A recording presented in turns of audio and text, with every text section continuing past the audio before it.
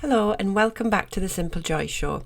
Today we're going to be diving into a topic that might be all too familiar for some of us, and that's decluttering fears. I'm going to dissect 3 of the most common ones, and we're going to look at how to face them and how we can actually turn those fears into momentum for achieving our decluttering goals.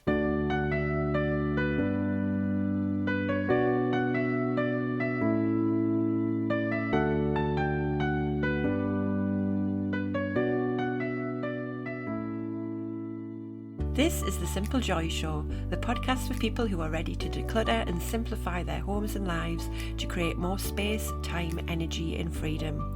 I am your host, Hayley Forster, mother, wife and declutter coach, and I'm going to be sharing with you simple bite-sized nuggets to help you on your journey to living a simpler life through the power of decluttering. So if you're ready to choose calm over chaos, then let's dive into today's show. So before we dive into the meat of this episode, I just thought I'd give a little bit of a personal hello. I realised when I don't like listening back to my videos and now my podcasts apparently, but I realised in my first few I was diving straight into the content and not necessarily having a little bit of a natter with you. So I just thought I'd say hi. Hope you had a good week. We had quite an emotional one here in the Forster household. My eldest, Annabelle, she's 11 and she finished primary school this week, and it was an emotional time for all of us. She's going to miss some of her friends that are moving on to different schools. Luckily she's going to a school that is quite local to us and a lot of our friends are going there, but there are some that are going elsewhere and she's really going to miss them. So it's been really emotional for us over here, seeing her grow up and leave her primary education. It's been such a big part of our lives. I mean, she's been there for 8 years now. When we first moved to West Yorkshire, we were looking for a good school and we weren't sure where we were going to live, and it was difficult for us because not being from a location, originally we weren't sure what schools were good, what were bad, so we had to do a lot of research, but we found a house that we loved. And we thought, well, let's just see what schools are close by. And actually there was a little school across the road from us. And luckily it was fantastic. We signed her up and we've never looked back. It's such a lovely little friendly school, very small classes, very not many people in the year groups, and it's just been so lovely for her. They've looked after her well. She's had a great education and they put a really big emphasis on just being yourself and having fun and kindness, and yeah, I've absolutely loved her being there. My youngest sister there, she's got a couple of years left, but it was a big thing for us this week for her leaving there. But yeah, we're now into the summer holidays, and well, I'm sure she's fine about it now. She was a bit emotional on the day, but she's had a couple of days now, and she's really excited for our summer holidays and starting secondary school in September, which will be a new journey for all of us. But yeah, now we're into the thick of getting into the ups and downs of summer holidays with the kids and trying to entertain them for 6 weeks. We are going on holiday in a few weeks, so that'll help. But yeah, I'm juggling working and looking after the girls over the next 2-3 weeks, so we'll see how that goes. But without further ado, let's get into the meat of this episode. So I just want to talk about decluttering fears, and we all have them. I'm sure you've had a pang of anxiety or worry when it comes to decluttering, and don't worry, you're not alone. I was there, a lot of my clients have been there. Everyone feels some form of anxiety before they start decluttering, and even when they're in the thick of it as well. So I'm going to look at some of these most common ones. There's lots of them, and I'll try and cover a lot of them in these episodes, but I wanted to focus on the 3 most common ones initially. And I really believe that overcoming these decluttering fears doesn't have to be a battle. I think to tackle them directly, we need to strip them of the power that they've got over us. And the real key to doing that is identification, and it's understanding what that fear is, understanding why you're feeling like that, and then you can start to move through it. And by recognizing what feels scary about decluttering, we can then address it and devise a plan to tackle it and move forward with it. And because of that, decluttering becomes so much easier and it feels a lot less daunting. So you're much more likely to A, get started, and B, keep going when the times get tough. So let's dive into the first of the three most common ones, and that is the what if and just in case fears. So if you're keeping things just in case, that is probably one of the most, if not the most common decluttering fear. I have done this loads. I sometimes find myself still slipping into it some days. It is quite a habit to get out of. My husband's a big one for this as well. Whenever we're looking at, because my husband's a techie guy, he works in IT. Our house has got lots of techie gadgets. And if we start decluttering anything that's related to cables or gadgets or anything like that, he always says the words, but what if, or well, we'll just keep it just in case. And I'm sure those words have passed your mouth as well, because you're worrying that you'll need it or you'll want to use it someday. So keeping it just in case, and I know you can't see it, but I'm doing the just in case in inverted commas, it feels safer for you. So what do you do about it? The first way to overcome this what if or just in case fear is really about you allowing yourself to think about the scenario. So let your mind walk through whatever your fear is making you think about. And is that fear, is it realistic? Has it ever happened before? Ask yourself, when was the last time it happened, and when was the last time you used that item? Also ask yourself really practical questions like, is there something else in your home that you could use instead? You don't specifically need that item if you've got something in the house that could do that particular job anyway. What would be the worst thing that could happen if you no longer had the item? Another question to ask yourself.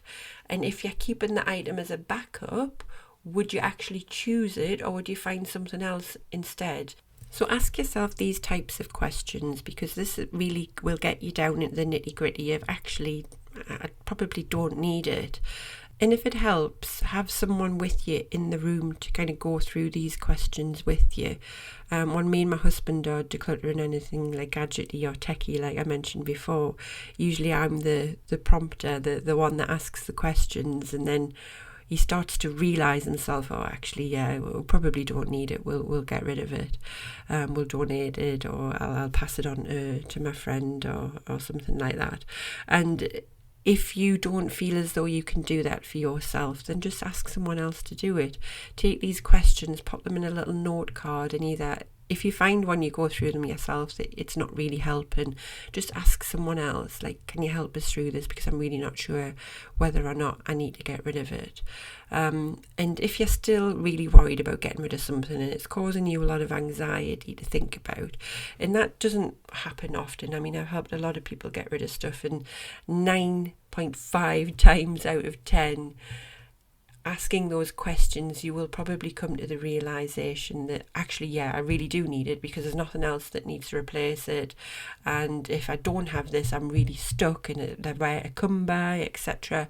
Or it might be, actually, yeah, I've got tons of these, I don't need it, and it's free to go. But if it is causing you anxiety and it's something that you're worrying about that you might need in the future, just try putting it to the test. So dedicate a little box or a bag perhaps that you've got, and pop it in there and put it somewhere out of sight, and set yourself a reminder in your phone for a date in the future. So give yourself a time frame. I wouldn't go as long as 6 months, say maybe 1 month, 3 months. And then when that reminder pops up on your phone, it'll be a prompt saying, have you used this item yet? And if you haven't, then you can feel more reassured that perhaps you don't actually need it. And if you haven't needed it, or you haven't even thought about it, the items that are in that box, when the reminder pings on your phone, you can probably just get rid of them, knowing that you're going to manage just fine without them, because you've lasted that period of time without them anyway. So as I say, this is a big one, but just take some of those questions that I mentioned earlier and talk yourself through them. Sometimes it can be an easy eliminator, but if not, try that little test of popping them in a box, but just don't forget, because I do want this. For me, the box is kind of a last resort thing, because sometimes you can run the risk of not knowing where you've put that box, or forgetting, or the reminder doesn't work, or the reminder pops up on your phone and actually you don't end up doing anything with it because you're busy, and that box just ends up in the back of a cupboard somewhere, and then 2 or 3 years down the line you end up in the same situation again. So try and keep the box as a last resort, and just try and use those questions initially. But if it is something that you're really struggling with, just know that there is that option there. The second big fear is scarcity fears. So this is a big source of fear and anxiety when it comes to decluttering, because you might worry you won't have enough, or you won't be safe without it. You won't have much security perhaps. And this is a very natural kind of human instinct to have. Having this extra stuff is going to usually make you feel more safe and more secure, even when it can be adding clutter and stress to your life. So one of the ways that you can try to overcome these scarcity fears is really start paying attention to what you regularly use and what you regularly need in your day-to-day life in your home. So ask yourself, when was the last time you used it? When was the last time that you needed that item? And ask yourself, did you actually need it to feel safe and secure? Do you have enough without it?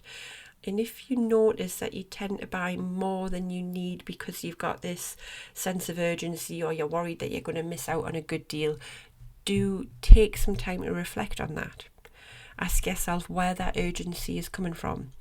And the majority of the time, I'll be honest, when I talk to my clients about this, the sense of urgency that they create is completely artificial. It is completely related to things that marketeers out there, I mean, I can't knock them too much because I've worked in fragrance marketing, so I know exactly how these things work, and I love the industry, but a lot of the time marketing does encourage you to buy more.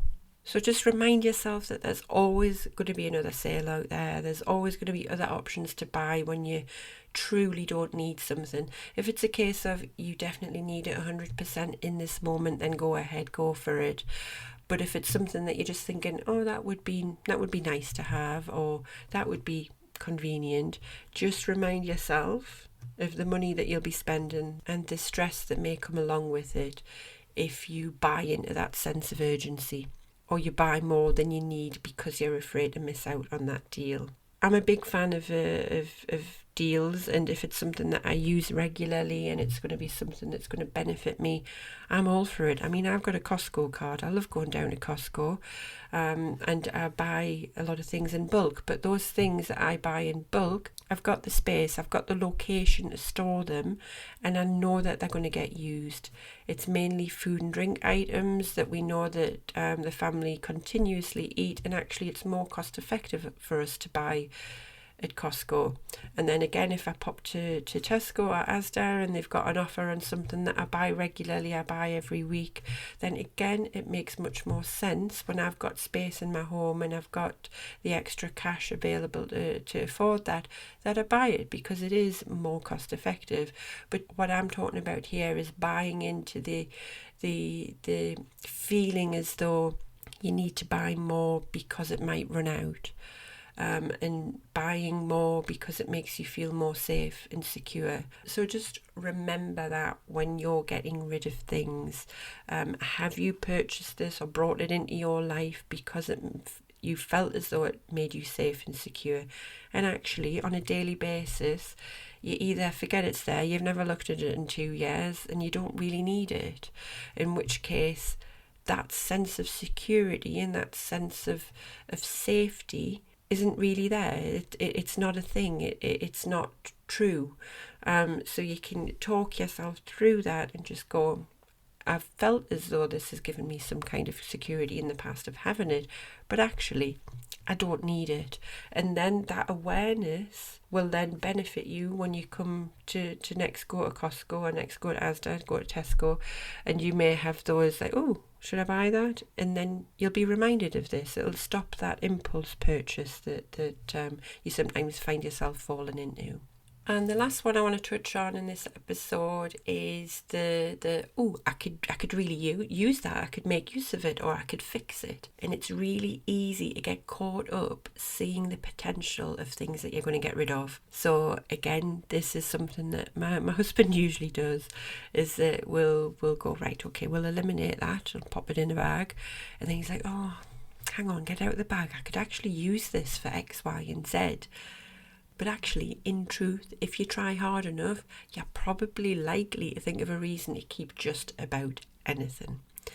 But if you are ready to declutter and get things out of your home and have those benefits that you want to feel, you've got to be willing to be realistic about the potential use of those items that you're getting rid of. Because if you go, oh yeah, I might do this with it, ask yourself, are you actually going to do it? Are you going to take the time, the effort, and perhaps the money it is to repair it or to make it useful for something else? How realistic is it that item that's been left in your home, that it might have been sat unused or perhaps broken, if you haven't used or fixed it by that time, are you ever actually going to do it? So just be honest about, are you willing to spend the time, money and effort it will take to actually put it to the use that you're thinking you might do it for? And finally, if you do choose to do that and you go, actually, that's a fantastic idea, I don't know why I didn't think of that beforehand, give yourself a deadline. So you say to yourself, okay, I'm going to do this, I'm going to keep it, I'm going to make use of it because I can and I want to and I need to. But if I haven't used it or I haven't repaired it by a certain date, again, pop that reminder in your calendar, in your phone. Make yourself accountable for it. And if you haven't done it by that date, just let it go. And trust that actually for you, it's not a big enough priority for you to sort through, to fix, to get organised, to get it into place and get it into action where it needs to be. That is not a big enough priority for you to justify keeping it in your home. So you can let it go without that guilt. So as I say, there's loads of decluttering fears out there, and I'm going to try and touch on them in the next few episodes. But for me, these are the ones that probably come up more frequently than others, particularly the just in case items, or, ooh, what if I need to do this, or, ooh, I could use it for this.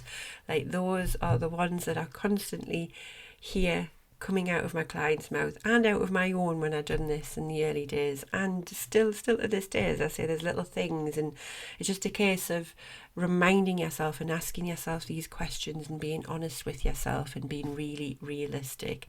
It's natural to face fears when we're decluttering, but actually understanding these fears and being able to name it. I mean, there's that phrase, isn't it, where you, if you name it, you can tame it. So if you're aware that you've got these fears and that they're justifiable, that they're perfectly reasonable, they're there for a reason, but you know what's happening and you can talk yourself through them and process them so you can get over that fear and get to the other side. So it empowers you at the end of the day to make that positive change and move towards that clutter-free lifestyle that we all are trying to get to.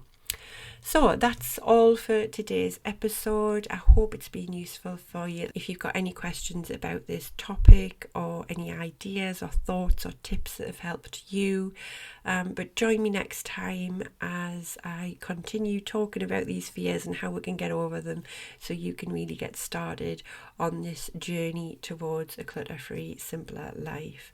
So until then, stay joyful, stay fearless, and keep decluttering. Speak soon. Thank you so much for listening. If you've enjoyed this episode and you'd like to help support the Simple Joy Show further, then please share it with others, post about it on social media, or leave a rating and review. To catch all the latest from me, you can follow me on Instagram at HelloSimpleJoy. Thanks again, and I'll see you next time.